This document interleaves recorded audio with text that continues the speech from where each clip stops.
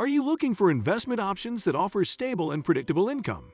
If so, you might want to consider Dividend ETFs. These funds invest in a basket of stocks that pay regular dividends, providing a steady income stream. In this video, we'll look at the top 3 dividend ETFs to consider for your investment portfolio. Whether you're a new or experienced investor, these funds can help you generate passive income and grow your wealth over time. Here we begin. Dividend ETFs are a collection of stocks with a track record of paying out dividends to shareholders, ensuring a steady income stream for investors. Fund managers select the stocks in the Dividend ETF to match the composition of a dividend index, resulting in a diversified portfolio of income-generating assets. This approach provides investors with an affordable and efficient way to pursue income investing. Unlike managing a basket of individual dividend stocks, dividend ETFs offer a more convenient way to earn passive income. In addition, while bond coupon payments are guaranteed, dividend payments are not, requiring more time and effort to maintain a portfolio of dividend stocks. So if you're looking for a low-maintenance income investment, dividend ETFs could be the answer. Number 1. VIG. The Vanguard Dividend Appreciation ETF, VIG, is a great place to start if you're searching for the best dividend ETF.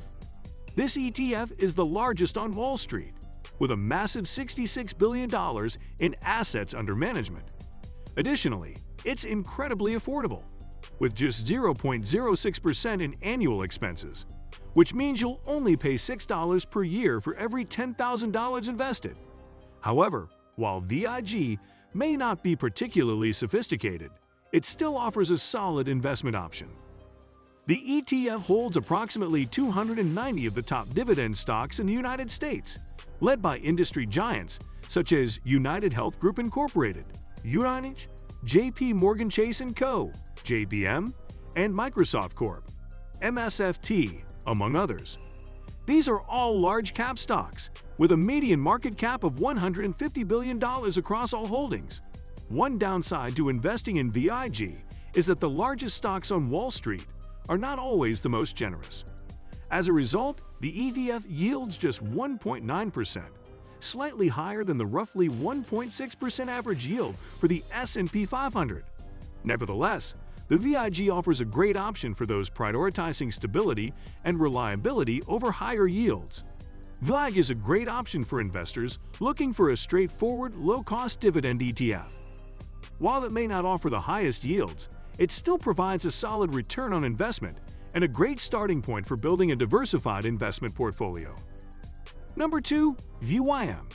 If you're looking for an alternative to the Vanguard Dividend Appreciation ETF, consider the Vanguard High Dividend Yield ETF, VYM. This ETF manages about $51 billion in assets and has the same low annual expense ratio of 0.06%. As the name suggests, VYM prioritizes higher-yielding investments. Despite focusing on high-yield stocks, VYM has a larger portfolio than VIG, with approximately 440 components, many of the same blue-chip names as the Vanguard Dividend Appreciation ETF are included in VYM. Still, the fund also includes smaller and slightly riskier stocks that offer higher dividends. As a result, VYM has a higher yield than VIG.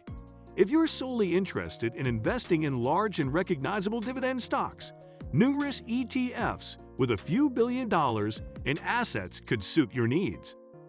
However, for investors seeking a diversified investment option that prioritizes higher-yielding stocks, VYM is an excellent choice. Investors should consider their investment objectives and risk tolerance when choosing an ETF. For example, while VYM offers higher yields, it may be slightly risky than VIG. Number 3. DGRO. DGRO is an ETF that seeks to invest in U.S. stocks, focusing on companies that regularly raise dividends. Despite having a distribution yield of 2.5%, it has a lower dividend yield than DVY by approximately 60 basis points. However, DGRO compensates for this by prioritizing higher dividend growth. Its screening strategy prioritizes stocks with a high annual dividend growth rate. The fund's top 3 holdings are General Electric (GE), Johnson & Johnson, and ExxonMobil (XOM). It invests 16% of its assets in consumer staples and another 15% in industrials, while avoiding sectors primarily composed of high-yield, low-dividend growth stocks like utilities and telecommunications, which make up only 5% and 0% of total assets, respectively. The fund is highly diversified, with 425 holdings spread across multiple sectors. Additionally, DGRO has an extremely low annual expense ratio of only 0.12%, making it an attractive option for investors who want to keep costs down.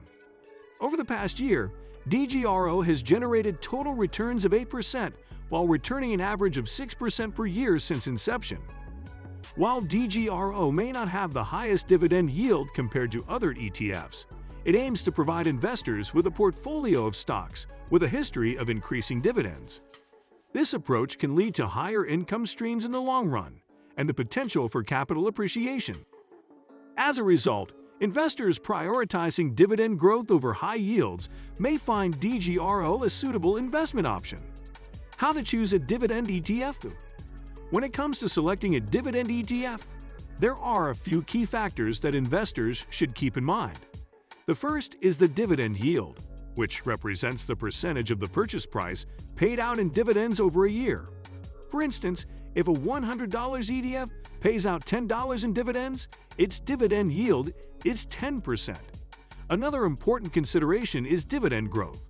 While a company may be paying out dividends currently, there is no guarantee that it will continue to do so in the future. Moreover, even if it does, there is no assurance that payouts will increase over time. That's why some investors prefer to buy into what is known as dividend aristocrats, companies with a long history of consistently raising their dividends over time.